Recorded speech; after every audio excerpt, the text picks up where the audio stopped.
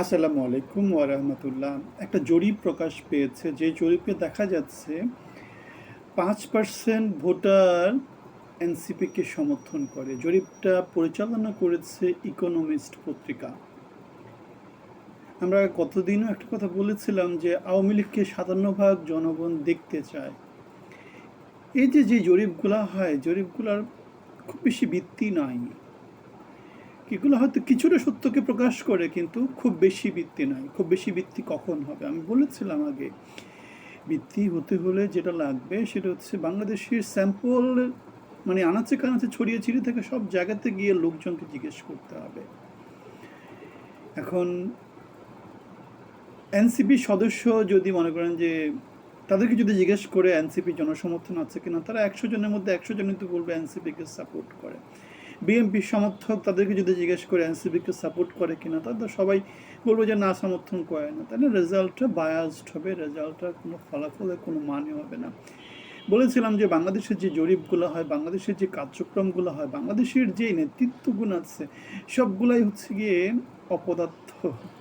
অপদার্থ, গোবর গণেশ। এই যে ইকোনমিস্টের যে জরিপ, কোনো জরিপে কখনো বাংলাদেশে সত্যির কাছাকাছি কিছু ছিল কখনো, সেটা আমরা বলতে পারি না। অথচ আমরা দেখি যে আমেরিকাতে যে জরিপগুলো হয়, সবগুলো জরিপই কম বেশি কি বায়াস থাকে না, একদম সত্যকে প্রকাশ করে।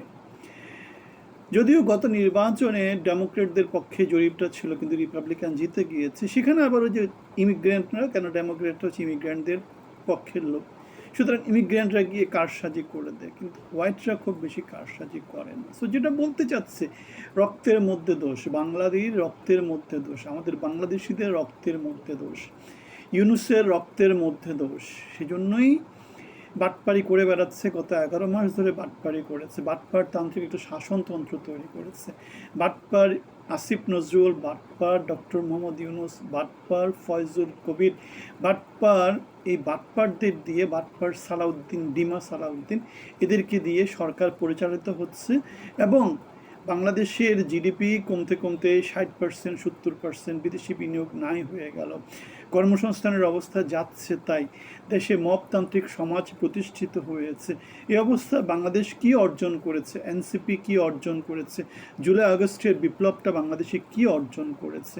আমরা দেখেছি আজকে ইলিয়াস হোসেন, মনে হয় এনসিপির নেত্রী তুষারের সাথে যার একটা অডিও বা ভিডিও ফাঁস হয়েছে, সেটা নিয়ে মনে হয় নীলা ইসরাফিলকে ফোন করেছিল, সেই ফোনটাও আবার ফাঁস হয়ে গেছে। মানে নোংরামির একটা শেষ আছে। নোংরামি নিয়ে টানাটানি, খালি নোংরামি। মানে মানুষজনের, 20 কোটি মানুষের ছোট একটা দেশ, এই দেশে কাজকামের কিছু নাই, শুধু যেটা আছে নোংরামি নিয়েই আছে। গঠনমূলক কোনো কাজ নাই, গঠনমূলক কিছু নয়। আমরা দেখবেন আমাদের কাজগুলোতে আমরা গঠনমূলক কথাগুলো বলার চেষ্টা করবো, নোংরামি নিয়ে কোনো কিছু বলি না। সো আমরা যে কথাটা বলতে চাচ্ছি, নীলা ইসরাফিলকে তার কল ফাঁস হলো, পেপার পত্রিকায় আসলো, ইউটিউবে আসলো, ফেসবুকে আসলো, এখন ইলিয়াস হোসেনের মধ্য দিয়ে যেটা আসছে সেটা আবার সব জায়গায় ভাইরাল হয়েছে। সে আবার তুষারের সাথে তার মনে হয় কি ক্ষমা চাওয়া আর কি, যে ভিডিওটা কেন ফাঁস করলো, এটা নিয়ে মনে তাদের মধ্যে কথাবার্তা হয়েছিল, সেটা আবার ফাঁস হয়ে যায়। মানে নোংরামির একটা সীমা আছে, নোংরামির একটা সীমা আছে। বাংলাদেশের সমাজ সে নোংরামিটাকে অনেক আগেই ছেড়ে চলে গিয়েছে।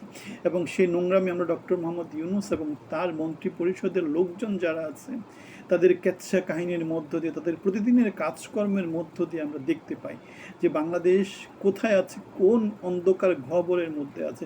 পৃথিবীর মধ্যে আয়ামে জাহিলিয়াত যদি একটা মাত্র দেশ থাকে, সেটা এই বাংলাদেশ। হয়তো আমার বাংলাদেশের লোকজন সেটা বুঝতে পারে না, পৃথিবীর অন্যান্য দেশের লোকজন সেটা বুঝে। সেই জন্য এই বাংলাদেশ থেকে কেউ একজন বাইরে গেলে সে আর জীবনে বাংলাদেশে আসার কথা চিন্তা করে না।